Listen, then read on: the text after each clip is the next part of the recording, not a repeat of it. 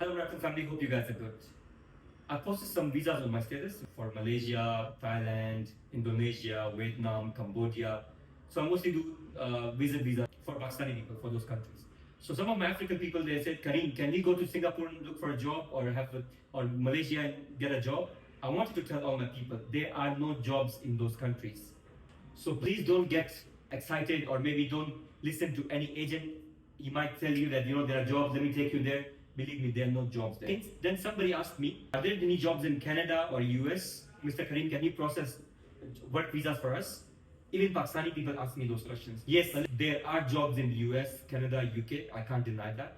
But it is very hard, or I would say nearly impossible, for you to be in your home country or in UAE or Saudi, and then somebody connects you or somebody tells you, what? Let me take you to Canada for work. Let me take you to US for work. Believe me, that'll be a scam. Most of the people are getting scammed, and most of the agents are also scamming people regarding these work visas. Yes, you can get work or work visa when you yourself are in Canada. For example, you go to Canada on a visit visa, or you go to US on a visit visa, or you go to UK or Europe on your visit visa, and you're inside that country. Now you can look around and hunt for a job.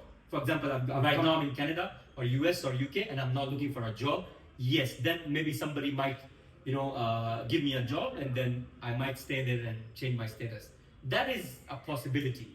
But now you say you are in Dubai, or you are in Saudi, or you are in Uganda or Ghana or Kenya or Nigeria, and then say, some agent is connecting me to a job. Believe me, 95% of the chances you'll get scammed. Because my African brothers and sisters think that the way they go to Dubai, like UAE or Saudi on job visas, is the same way they can go to Canada or US on job visas. No, those two worlds are very different worlds.